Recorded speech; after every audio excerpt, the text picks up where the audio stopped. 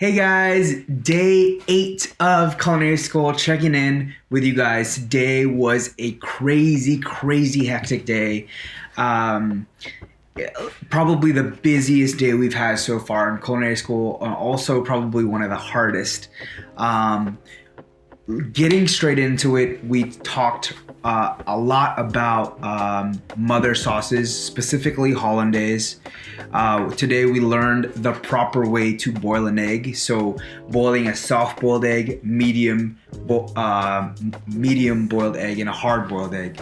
So when somebody asks you to boil an egg and make it a hard-boiled egg, it's usually an easy task and you don't really think about it.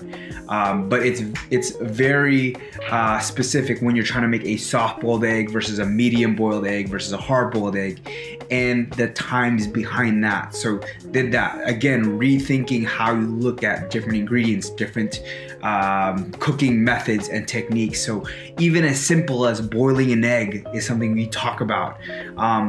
Then our first interaction with vegetables today, we blanched, shocked, and sauteed a green beans, or haricot vert in other words. It's called haricot vert. It's just another way of saying green beans. And then we also poached eggs in acidulated water. Acidulated water is just a fancy way of saying the water has acidity in the water.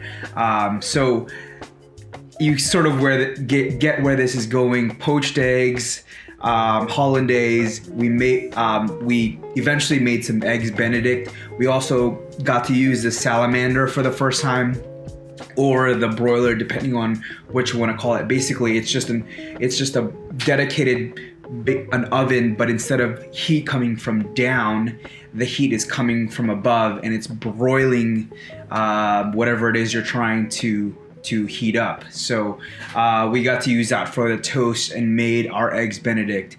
Again, going through all this, learning the blanching method, cooling your vegetables down after blanching so that it's ready. So you blanch it, it's about halfway to a third cooked, and then you finish it off in the saute pan, and we did that with some shallots and butter. So again, our first interaction in cooking vegetables. Here it's in industrial style, it's restaurant style, where you're cooking something halfway so that in service, when you get an order of vegetables, you're not cooking the entire vegetable all the way through.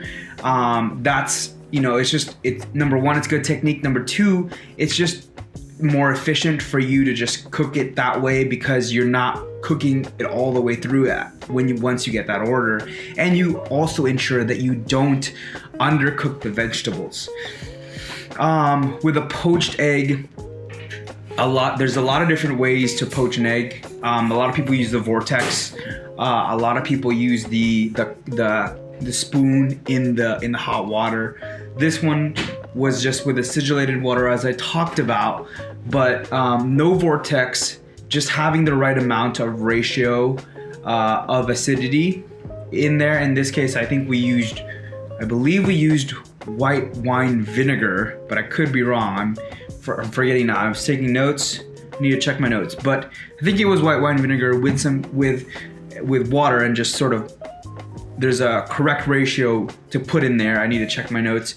You just drop in the eggs into the water as close as you can, and you wait about 1.5 to 2 minutes, and there you go. You have poached eggs. One of the first times I did it, this is pretty much the first time I've ever poached an egg this way. I usually do the vortex, and I find that the acidulated water works very well. So I'm going to probably use that for a long time, if not forever, right? And then the hardest part about today's lesson was making the hollandaise sauce.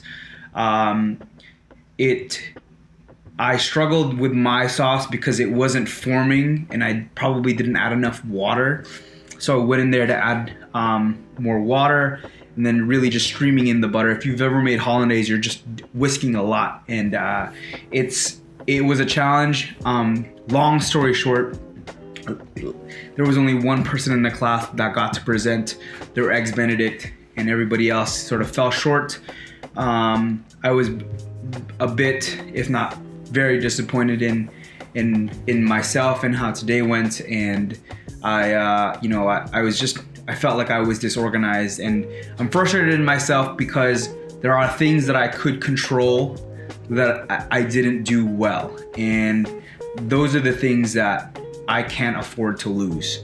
It's okay to sort of, not cook something right the first time, but the things that I can control, organization, time management, things like that, just pace and speed, those things I can control.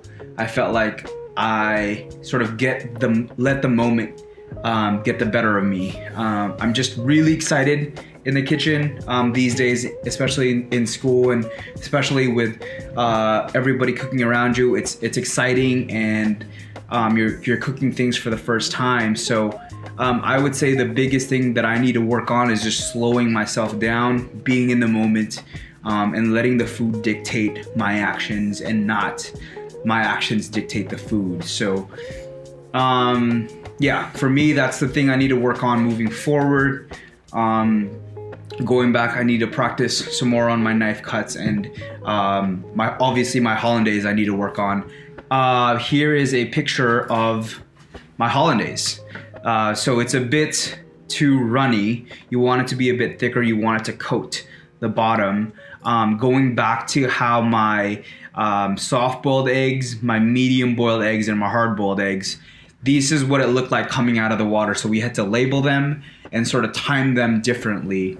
And this is how it came out. So a soft-boiled egg, a little bit undercooked, you can see here, but I would say a little bit more. So this was about 4 minutes, a 4-minute egg, soft-boiled.